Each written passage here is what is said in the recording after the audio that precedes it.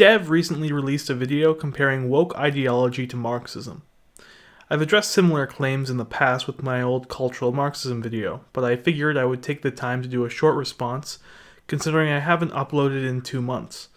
So let's take a deep dive into Reddit. Last year, some dumb online lefty pulled the same card on me, asking me what wokeism is. I replied with this. Wokeism is the ethics and processes of socialism, expanded beyond class struggle to include race struggle, gender struggle, sexual struggle, and any other near infinite number of marginalized groups, as defined by intersectionality. This ended up being a good enough definition that I've seen it repeated a few times online, even by random people I don't know or who don't follow me. So hey, if this is going to end up being my main contribution to the wider conversation, that's fine by me. But let's go a bit deeper into this description and really figure out what makes it work. When I'm saying socialism here, let's start with the basic definition. Socialism is an economic and political philosophy encompassing diverse economic and social systems characterized by social ownership of the means of production, as opposed to private ownership. It describes the economic, political, and social theories and movements associated with the implementation of such systems. I would actually like to lay out a looser definition of socialism, namely the definition from Edward Bernstein's Evolutionary Socialism, which defines socialism as such. The most exact characterization of socialism will in any case be that which starts from the concept of association because, by it, an economical as well as an, in the widest sense of the word, a juridical relation is expressed at the same time. It needs no long-winded deduction to show that the indication of the juridical nature of socialism is just as important as its economic nature. Quite apart from the question whether or in what sense law is a primary or secondary factor in the life of a community, the nature of its law undoubtedly in each case gives the most concerted idea of its character. We characterize forms of communities, not according to their technological or economic foundations, but according to the fundamental principle of their legal institutions. We speak, indeed, of an age of stone, bronze, machinery, electricity, etc., but of a feudal, capitalistic, bourgeois, etc. order of society. To this would correspond the definition of socialism as a movement towards, or the state of, an order of society based on the principle of association.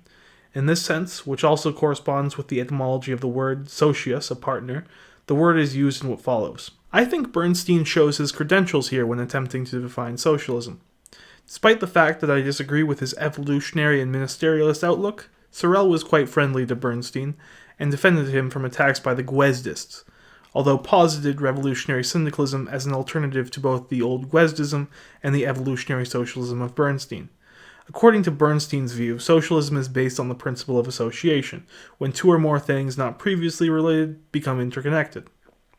An example of this is the state and finance. Over 100 years ago, the state and private finance were separate autonomous spheres of society, and now we have the development of central banking and the Bretton Woods monetary system, where the US recycles dollars through the central banks of the world, accumulating surplus socially rather than privately. This is why we already live in a really, really gay form of socialism, by the way, which I explained in my video, Why We Already Live in Socialism. We live in a financialized bourgeois socialism with neo-feudal rentier elements. I'm going to go on a long commie diatribe here, so I want you to know right now, I personally don't support this stuff. I am describing to you the ideas of the communists. I don't need to add more fuel to the Dev as a communist fire here. Marx's historical materialism is his theory of history, his attempt to explain why human history unfolded the way that it did. His conclusion was that it was this class conflict that was the primary driver of history. All of the various wars and revolutions, and the creation of new states and new philosophies, and all other human action, they all had their source in the growing economic divide between those who work and those who own, and the inevitable class conflict this divide creates.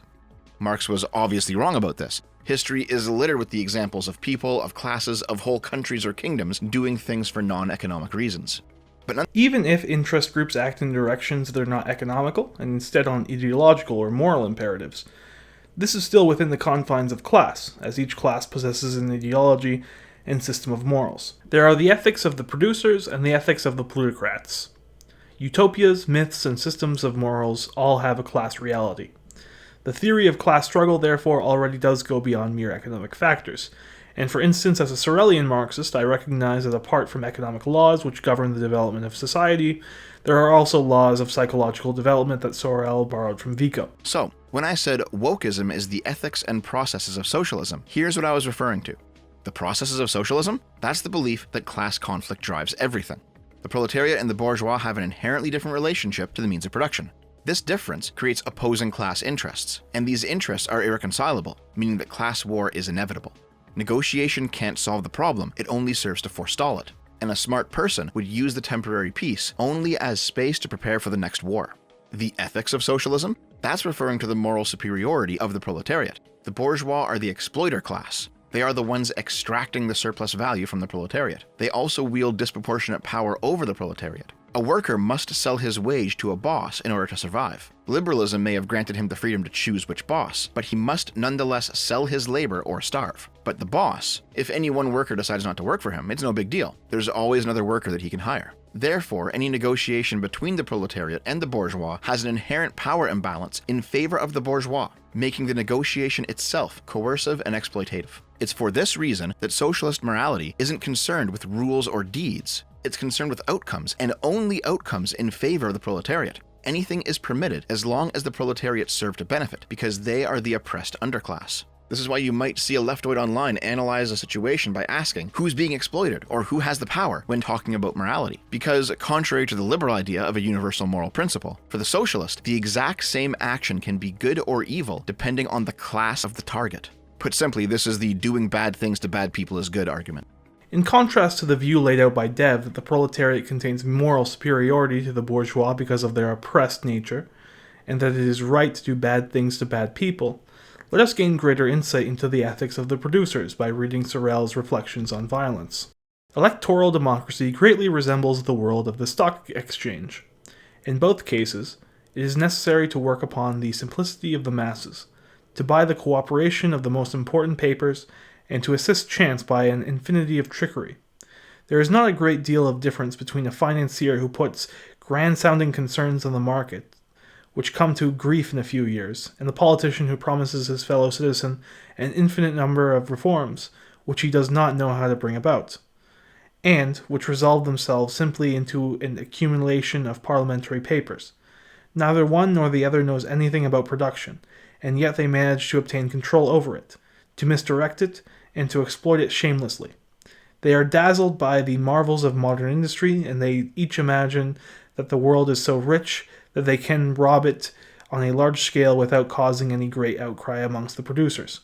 To bleed the taxpayer without bringing him to the point of revolt, that is the whole art of the statesman and the great financier. Democrats and businessmen have a very special science for the purpose of making deliberative assemblies approve of their swindling. Parliamentary regimes are as fixed as shareholders' meetings.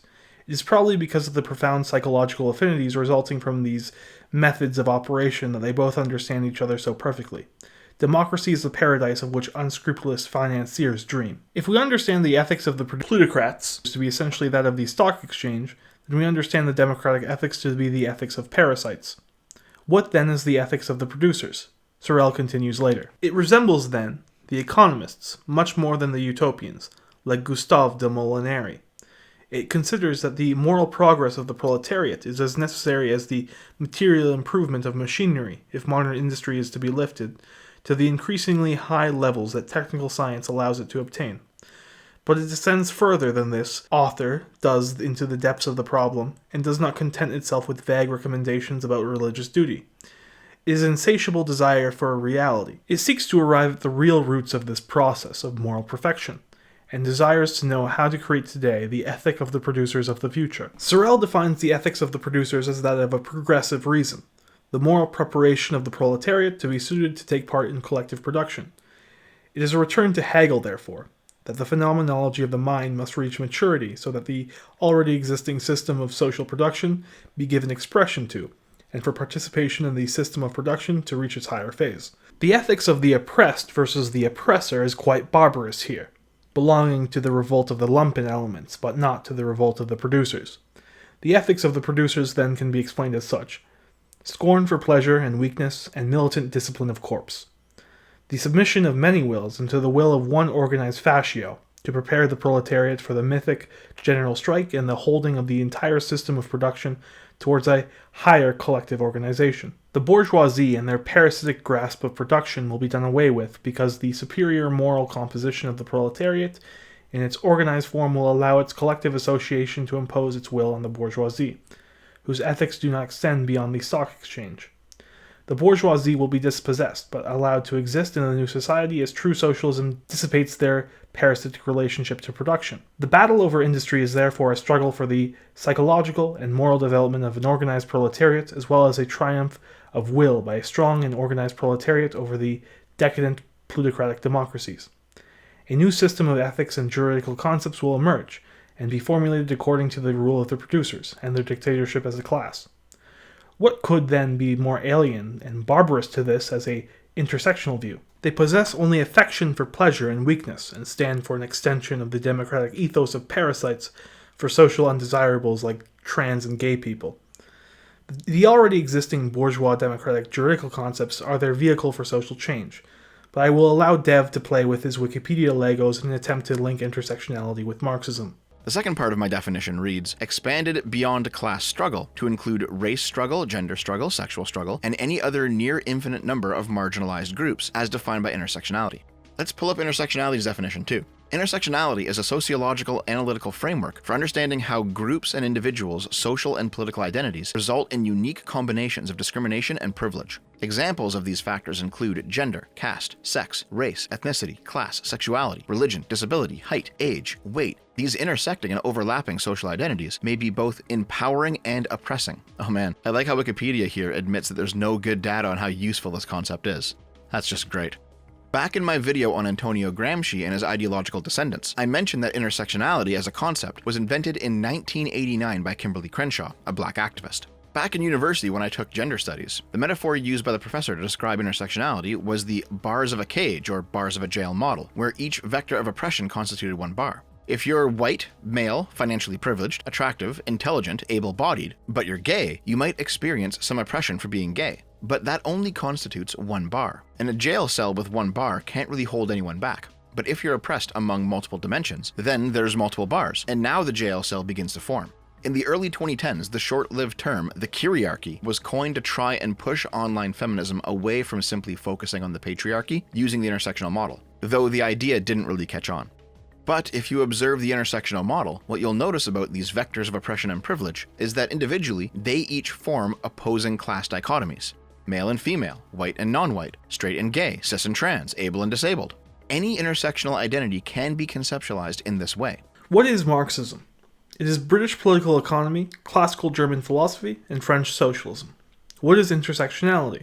It is English common law, American education, and at best a Wikipedia understanding of Marxism, so no Marxism at all. Woke intersectionality is the ideology of the professional managerial class of the democratic plutocracies.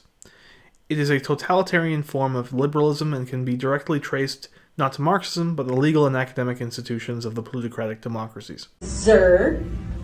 Yes, in the back. So I'm sorry, I'm confused. Are you Mr. Darren? Miss Darren? No, I am Teacher Darren. There would be no Mr. or Mrs. in front of that, just Teacher Darren. I'm confused. I guess I'm. What are you confused about? I'm confused over the whole thing. Why do we have to learn this? Well, because this is how the world is changing now. So the world progresses and we progress with the world. Yes, in the back. Can we just call you by what you look like your pronouns are? No, because that would be disrespectful. So my pronouns are Z, Zer, Zers. What does this clip signify? That wokeism is the ideology of a professional managerial class with faith in inevitable progress, and not the progress brought about by disciplined and organized men. It's nothing but Whig history, and not so different from the universal liberal principles that Dev ascribes to. The true content of wokeism is liberalism, and its antidote is an illiberal modernity. And what historically has been more exemplary of an illiberal modernity than Marxism? Dev, therefore, is proto-woke. He, as a liberal, is only a few ideological steps away from becoming a woke, intersectional ideologue, while the true Marxists are entirely extricated from wokeism.